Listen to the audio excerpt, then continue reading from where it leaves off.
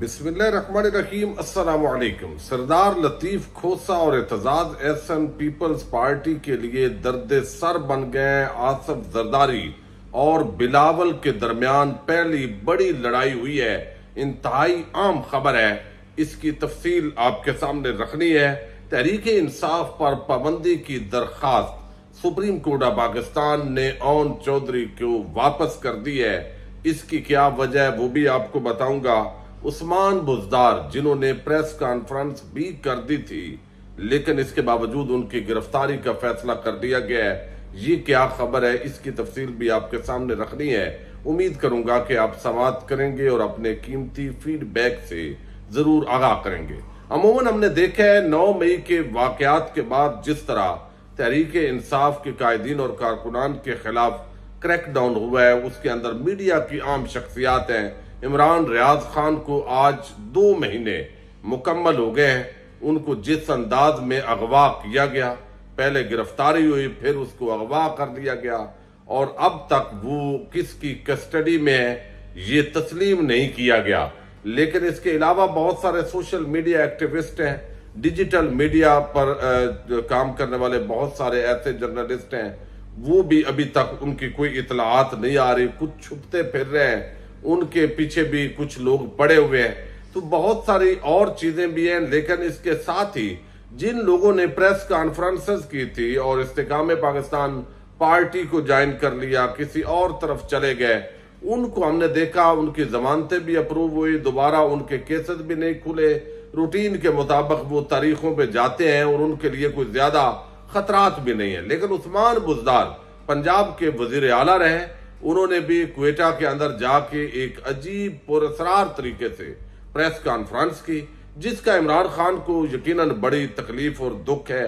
लेकिन बहरहाल ये तो जो शख्स ने उनको ये मशवरा दिया था उनको वजीर आला बनाने का, वो यकीनन उनको हवाले से सोच रहे होंगे। लेकिन अब जो है वो ये बड़ी डेवलपमेंट हुई है कि नैब के अंदर जो नई तरामीम आई है, इन तरामीम की रोशनी के अंदर इन्वेस्टिगेशन के दौरान ही नैब किसी को भी गिरफ्तार कर सकता है। चेयरमैन नैब को दरखास्त दी जाती है और उसके बाद वो हुक्म जारी करते हैं, आर्डर जारी करते हैं, तो गिरफ्तारी हो सकती है। अब यही वो तरामीम थी जो पहले जिस पर बहुत ज्यादा शोर मचाती रही ये तमाम जो हुकूमती जमातें हैं कि ये इंतकामी कार्रवाइयां हैं और सारा कुछ। लेकिन अब तहरीक इंसाफ के खिलाफ इंतकामी कार्रवाइयों के लिए इसी को इस्तेमाल किया जाता है। और अब खबर यह है कि नए ऑर्डिनेंस के इतलाक करने का फैसला किया गया और उस्मान बुज़दार की तलबी के बावजूद कहा गया है कि 14वीं मरतबा वो नैब लाहौर में पेश नहीं हुए, लिहाजा उनके खानदान पर 9 अरब रुपए से जायद के असासे बनाने का इल्जाम है। तो उस्मान बुज़दार की जो वारंट गिरफ्तारी जारी करने के लिए चेयरमैन नैब से रजू कर लिया गया और अब जब वो ऑर्डर करेंगे तो उस्मान बुज़दार को गिरफ्तार किया जाएगा और जहां से भी वो मिलेंगे। और इमरान खान के खिलाफ जहर है, उनसे कुछ ऐसे बयानात लिए जाएंगे। और ये वैसे भी शुनीद है कि जैसे आदम खान वो लापता है, उस्मान बुज़दार, चंद और ऐसी शख्सियात जिनको इमरान खान के खिलाफ इस्तेमाल किया जा सकता है और ये सारी चीजें हो सकती हैं।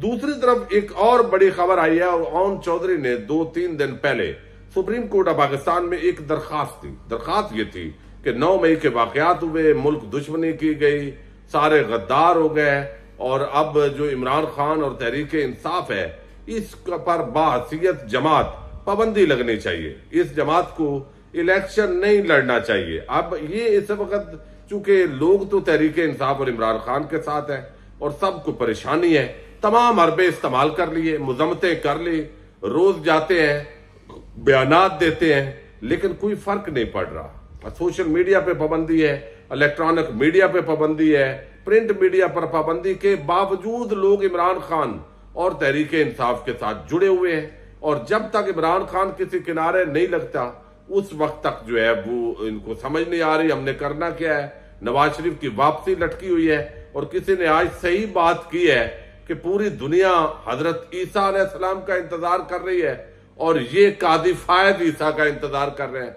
तो हालात जो है वो इस तरफ बढ़े हुए हैं कि चीफ जस्टिस उमर अता बंदयाल वो रिटायर हूं, कादी फायद ईसा साहब आएंगे, वो इनके ऐसे तासर दे रहे हैं जैसे अपनी पार्टी के अपने पेटी भाई है और जज है, जैसे चाहेंगे इंतकामी कार्रवाइयां और बढ़ाएंगे।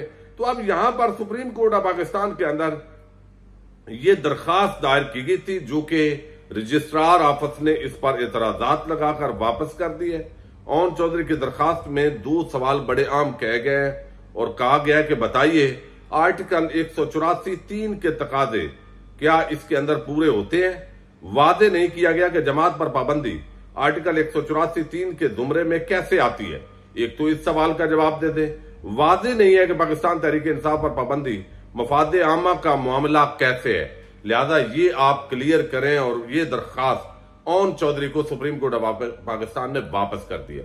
अब दूसरा आपने देखा कि शरीफ खानदान, उनका तो हमें इल्म है कि वो ड्रामेबाजी करते हैं और आपस के अंदर लड़ाई झगड़ा करते रहते हैं, और वो लड़ाई इख्तलाफ राय जरूर होता है, लेकिन लूटना, करप्शन करना, चोरी करना, लोगों को सामने झूठ बोलना, ये शरीफ खानदान पूरा जो है उसका इन मामलात के अंदर इत्तफाक है।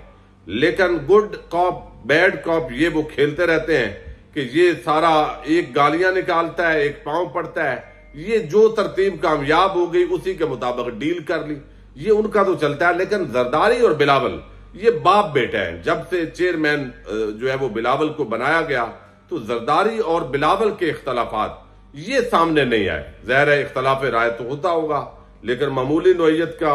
अब यहां पर आज ये खबर आई है जिसके अंदर सरदार लतीफ खोसा और एतजाज एहसन, चूंकि ये पुराने पीपल्स पार्टी के रहनुमा है, इस वक्त जो इंसानी हकूक की पामालियां हो रही हैं, जो इमरान खान और तहरीक इंसाफ के खिलाफ इंतकामी कार्रवाई हो रही है, तो ये जो सारा कुछ है ये इसकी मजम्मत कर रहे हैं, खुलकर बात कर रहे हैं। जबकि पीपल्स पार्टी वो इस वक्त एस्टैब्लिशमेंट की बूट चाट बनी हुई है। नून लीग के साथ और शहबाज शरीफ के साथ उसका मुकाबला है।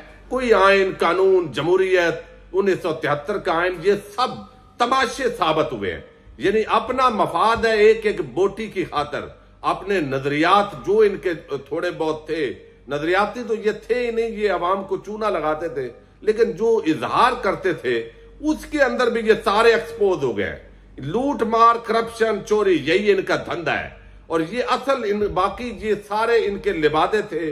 अल्फाज के साथ नून लीग खेलती थी, वोट को इज्जत दो। पीपल्स पार्टी कहती थी 1973 का आइन गैर आइनी, हम नहीं मानते, और सारा क्रेडिट लेते थे। लेकिन बुग़्ज़े इमरान के अंदर ना कोई इंसानी हकूक रहे, ना कोई आइन और जमहूरियत रहा, ना कोई यहां पे कानून रहा, जुल्म हो रहा है और नंगा नाच है इंसाफ का, लेकिन कोई परवाह नहीं है। अब ये खबर आई है पूरी पीपल्स पार्टी एक तो पंजाब के अंदर आपस में लड़ रही है, दूसरा लतीफ खोसा और एतजाज एहसन के घर के सामने एहतजाज का ऐलान किया गया पीपल्स पार्टी के रहनुमा जो सेंट्रल पंजाब के हैं उनकी तरफ से, लेकिन उसको बिलावल ने रोक दिया। आसिफ जरदारी ने कहा प्रेस कॉन्फ्रेंस करो। अब इस मामले पर यह खबर है, आज रोजनामा दुनिया के अंदर यासीन मलिक साहब ने यह खबर ब्रेक की है। वो कहते हैं पीपल्स पार्टी की मरकजी क़यादत से नीचे तक इख्तलाफात जोर पकड़ गए। आसिफ जरदारी और बिलावल भुट्टो में भी मुबैना इख्तलाफात सामने आ गए। पीपल्स पार्टी वस्ती पंजाब और खवातीन की तंजीमों में भी इख्तलाफात मौजूद है।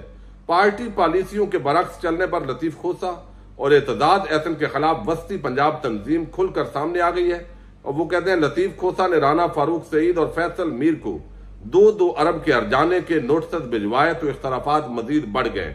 आसिफ जरदारी मुबैना तौर पर पीपल्स पार्टी वस्ती पंजाब की क़यादत को सरदार लतीफ खोसा और एतजाज एहसन के खिलाफ प्रेस कॉन्फ्रेंस और मुजाहरे करने का कहते हैं और बिलावल भुट्टो रोकते हैं। गुज़श्ता रोज ये दावा है उनका जो आज रोजनामा दुनिया में छपा है। वो कहता है गुज़श्ता रोज फैसल मीर, ये जनरल सेक्रेटरी हैं पंजाब के, ने आसिफ जरदारी की हदायत पर लाहौर में लतीफ खोसा के खिलाफ प्रेस कॉन्फ्रेंस की।